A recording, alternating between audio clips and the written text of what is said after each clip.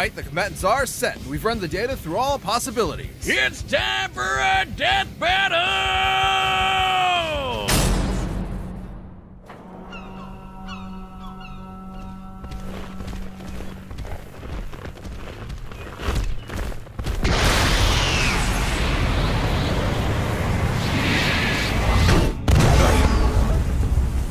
Oh there, mighty warrior. What business havest thou upon earth? Throw that hammer at me again, and my business will be polishing my gloves upon your face!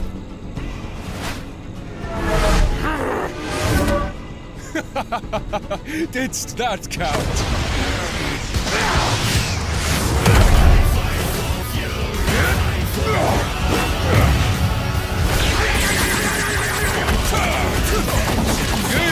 Damnable cur! Thou fight'st well for a mortal. Alas, you face a god!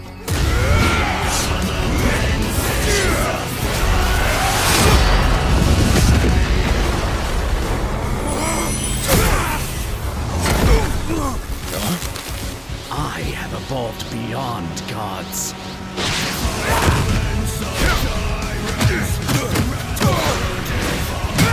I'm the Prince of all Saiyans, and you can burn in hell! Big Bang Attack!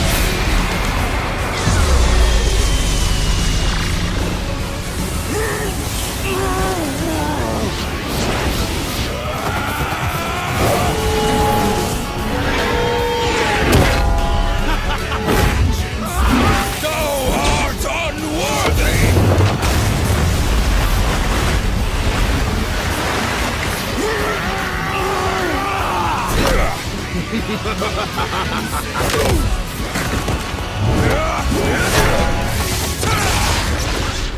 Tell me, does a god such as yourself feel fear?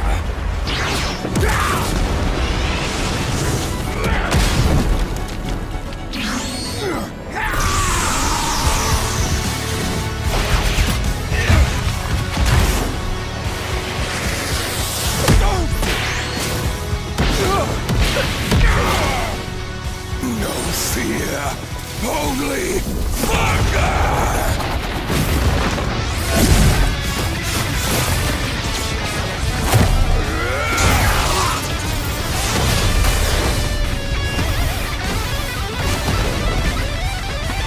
All you will feel is oblivion!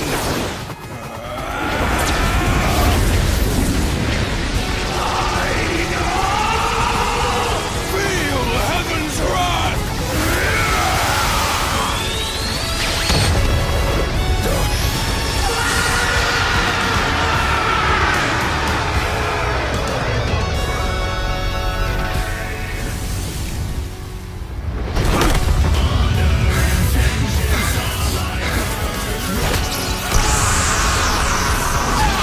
Always aim for the head.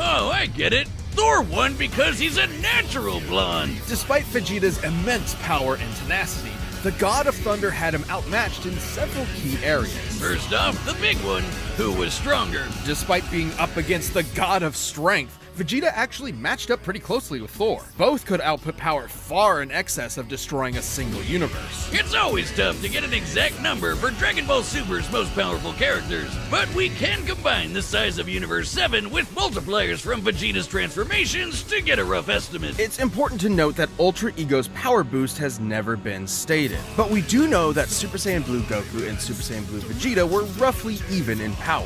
When Goku applied a Kaioken times 20 boost to fight Jiren, Vegeta kept up after going Blue Evolve, implying that both increases in power are roughly the same increase. Similarly, Blue Vegeta matched base Top, and needed Blue Evolve to keep up with Top's God of Destruction form, which is extremely similar to Ultra Ego in theme and purpose. Given this is the best current example of a measurable form akin to Ultra Ego, we can assume that Ultra Ego's boost in power, at least initially, could be extremely similar in terms of a percentage increase, making Ultra Ego's original state about 20 times more powerful than Blue Evolve. With that in mind, Vegeta at his peak could destroy a universe roughly 260,000 times over. And Thor was pretty close to that. Taking a look at the Marvel Universe's size, which has a radius of at least 1 trillion light years, as well as scaling to the Worldbreaker Hulk, Thor ended up only about 10 times stronger. Not terribly different, and it's definitely possible Vegeta's power could increase during the fight to match it. But even if he was stronger, it wasn't the only thing that mattered. Ultra Ego's damage absorption could only do so much against an opponent like Thor. Vegeta may have trained as a warrior from birth, but Thor has been fighting for millennia against a much wider variety of foes, allowing him to adapt to Vegeta fairly easily. And the fact that Thor was way faster gave him a lot of leeway to use that extra combat experience. Applying Vegeta's transformation multipliers to the shockwaves from Goku and Beerus' punches, Vegeta should be able to fight at nearly 300 quintillion times the speed of light. But scaling to Ares moving within plague time? Thor would be over 70 quadrillion times faster. More than fast enough to avoid Vegeta's key attacks, and even more importantly, absorb all of them with Mjolnir.